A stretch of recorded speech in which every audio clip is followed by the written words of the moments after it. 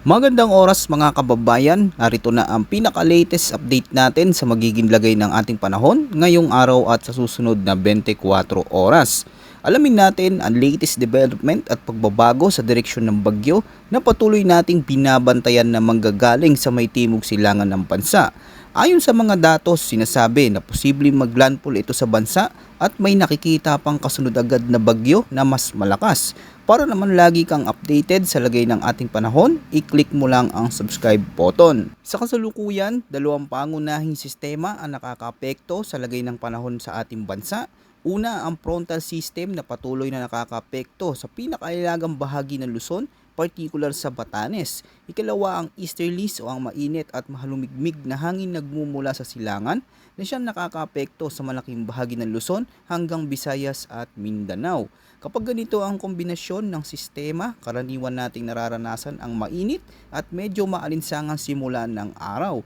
Ngunit hindi ibig sabihin ay wala ng tsansa ng pag-ulan dahil kasabay nito tumataas ang posibilidad ng pagbuo ng makapal na ulap at thunderstorms lalo na sa hapon o gabi, kaya may mga lugar na biglaan nakakaranas ng pag-ulan. Sa forecast weather condition natin ngayong araw, sa Metro Manila, Central Luzon, Calabarzon, Mimaropa, Bicol Region, Visayas at Mindanao, asahan ng partly cloudy to cloudy skies na may isolated rain showers o thunderstorms dulot ng easterlies.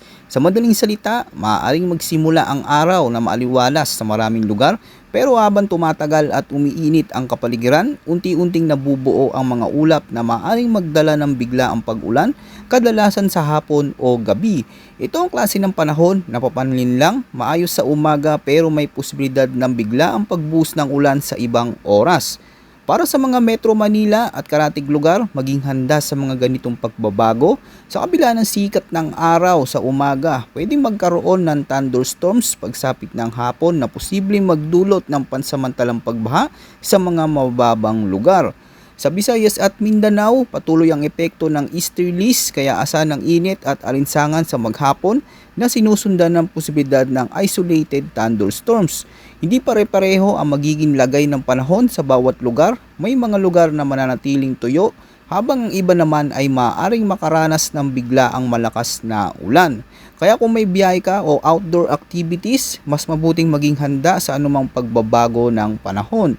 Tandaan, kadalasan ng ganitong pattern ng panahon ay madalas magdala ng pabago-bago na senaryo at kung hindi ka prepared ay sigurado makakaabala ito sa inyong pang-araw-araw na aktibidad.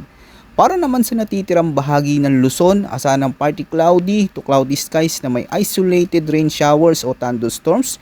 Dulot naman ito ng umiiral na localized thunderstorms. Ibig sabihin, hindi direktang epekto ng easterlies ang ulan dito, kundi bunga ng init at moisture sa paligid na nagdudulot ng mabilis na pagbuo ng mga makakapal na ulap-ulan. Pagdating naman sa wind and coastal water condition sa Central at Southern Luzon, gayon din sa Visayas at Mindanao, asahan ng moderate to strong winds mula silangan hanggang hilagang silangan.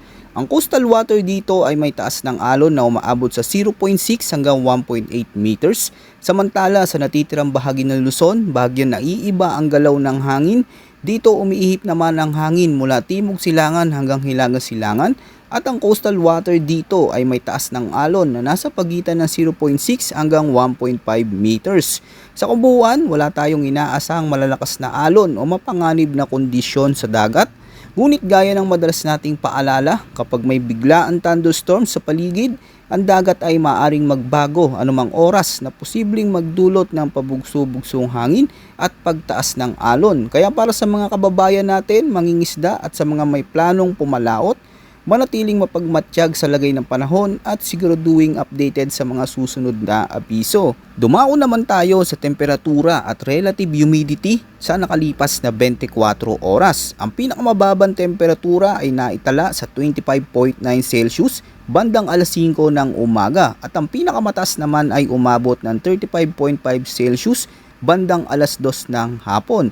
Ibig sabihin, kahit sa pinakamagang oras ng araw, ramdam na agad ang bagyang init, lalo na sa mga lugar na urban kung saan mas naiipon ang init sa paligid. Pagdating naman sa relative humidity o halumigmig sa hangin, ang pinakamataas ay naitala sa 73% bandang alas 2 ng madaling araw. Ito ang oras kung kailan mas malamig ang paligid pero mas mataas ang moisture sa hangin, kaya may pakiramdam na medyo maalinsangan pa rin kahit gabi. At ang pinakamababang humidity ay bumaba sa 41% bandang alas 10 ng umaga. Sa ganitong oras, may tuyo ang hangin kumpara sa madaling araw, pero dahil kasabay nito ang mabilis na pagtaas ng temperatura, nagiging mas ramdam ang mabigat na panahon, lalo na pagsapit ng hapon o gabi sa maraming lugar. Ngayon, dumako naman tayo sa pinakabagong tropical cyclone threat na inilabas ng Pag-asa. Sa ikalawang linggo mula April 30 hanggang May 6, 2026, may nakikita ng posibilidad ng dalawang tropical cyclone-like vortices ang maaaring mabuo sa silangang bahagi ng monitoring area. Sa kasalukuyan ay nasa mababa pa ang chance na ang mga ito ay tuluyang maging tropical cyclone, kaya sa kabuuan ang tropical cyclone threat potential ay nanatiling aktibo sa buong forecast period. Pero gaya ng lagi nating paalala, ang ganitong uri ng sistema ay maaari pa magbago habang lumalapit at umuusad sa karagatan.